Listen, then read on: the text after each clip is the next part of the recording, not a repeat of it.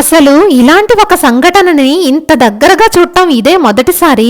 ఇదొక కొత్త అనుభవం మాకైతే. దేశం కాని దేశంలో ఉంటున్నాం, అది వచ్చిన కొత్త. ఇక్కడి మనుషులు, వీళ్ల పద్ధతులు, అలవాట్లు, ప్రవర్తన మనకేమీ సరిగ్గా తెలీదు. 4 మాటలు నవ్వుతూ మాట్లాడితే మంచివాళ్లైపోరు, అలాగని కోపంగా మాట్లాడేవాళ్లు చెడ్డవాళ్లు కాదు. ఎవరైనా సరే అంత ఈజీగా జడ్జ్ చేయకూడదని ఈ సంఘటన జరిగాకే తెలిసొచ్చింది నాకు. ఇది గుర్తుపెట్టుకోండి, దీని గురించి లాస్ట్లో మాట్లాడుకుందాం.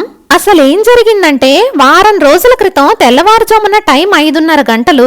ఆకాశంలో సగం చంద్రుడు చక్కగా విహరిస్తున్నాడు. వీక్ డే అవడంతో మా వారికి పాపకి బాక్స్ పెట్టాలని వంట చేయడం మొదలు పెట్టాను నేను. హఠాత్తుగా ఏదో బద్దలు కొడుతున్నట్టు ఢమఢమా సౌండ్లు. పిల్లలు ఇంకా నిద్ర లేవలేదు. మా ఆయన మాత్రం రోజులాగే 5 గంటలకు లేచి వర్క్ చేసుకుంటున్నారు. బెడ్రూమ్ లో ఉన్న మా వారు కూడా సౌండ్ కి పరుగున వచ్చారు. ఏమైంది అని.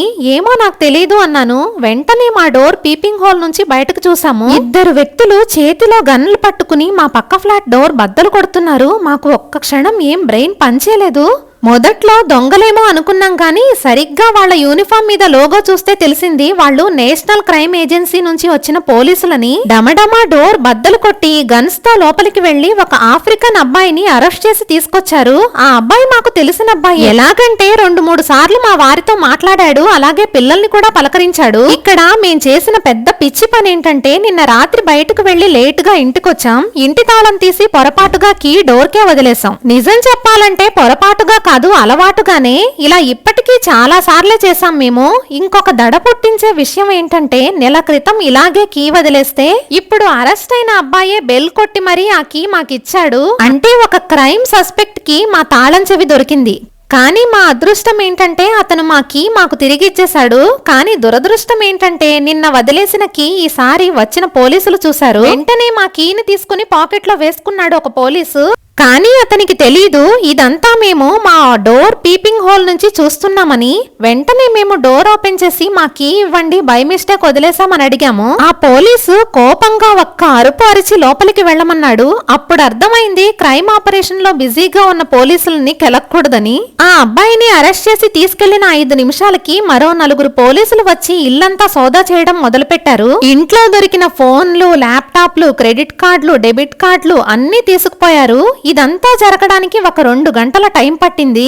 ఈ 2 గంటలు మేం పడ్డ టెన్షన్ ఉంది చూడండి, మాటల్లో చెప్పలేం అసలు. ఇలాంటి ఒక నిందితుడి పక్కనే 6 నెలలుగా ఉంటున్నామనే భయం ఒకటైతే, మా ఇంటి తాళం చెవి పోలీసులు తీసుకెళ్లారన్నదే ఇంకొక భయం. మా దగ్గర అసలే డూప్లికేట్ కీస్ కూడా లేవు. ఇంతకీ ఈ క్రైమ్ ఆపరేషన్ అంతా పోలీసులు ఎన్నో రోజుల నుంచి నిఘా వేసి ఎంతో పగడ్బందీగా ప్లాన్ చేసి మరీ అటాక్ చేశారు.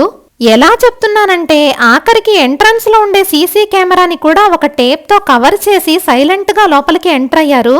వచ్చింది లోకల్ పోలీసులు కూడా కాదు, నేషనల్ సెక్యూరిటీ ఏజెన్సీ వాళ్ళు. అంటే ఏదో పెద్ద క్రైమే అనుకుంటాను. ఏదో సినిమాల్లో చూడటమే గానీ నిజంగా ఇలాంటి ఒక క్రైమ్ ఆపరేషన్ ని లైవ్ లో చూడటం ఇదే మొదటిసారి. పక్క నుండి సైలెంట్ గా చూసిన మాకే ఇంత భయంగా ఉంటే, నిజంగా రోజు క్రైమ్ సీన్స్ చూసే మన పోలీసులు, ఆర్మీ ఎంత గ్రేటో కదా.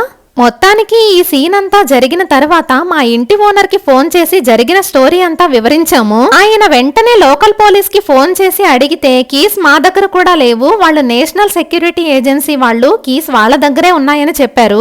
ఈ కంట్రీలో ఉన్న ఒక రూల్ ఏంటంటే, మా అపార్ట్మెంట్ ఎంట్రన్స్ కీ కావాలంటే ఇక్కడ ఉన్న లోకల్ పోలీస్ పర్మిషన్, ఈమెయిల్ కూడా కావాలట.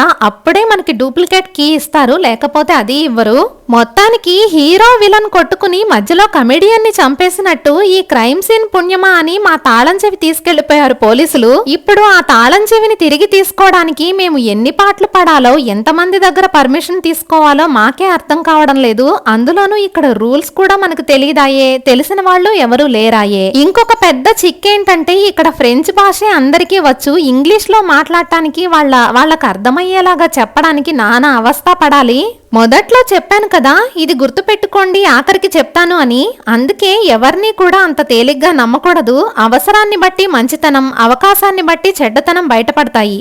ఇది సంగతి. వీడియో నచ్చితే ఒక లైక్ వేసుకుని సబ్స్క్రైబ్ చేసుకోండి. అలాగే మీ జీవితంలో ఇలాగే అనుకోని సంఘటనలు ఏమైనా జరిగితే కామెంట్ చేయండి తప్పకుండా. మా ఇంటికి మళ్ళీ ఎలా తిరిగి తెచ్చుకున్నామో తెలియాలంటే సబ్స్క్రైబ్ చేసుకుని బెల్ ఐకాన్ నొక్కి పెట్టుకోండి. మరి ఉంటాను.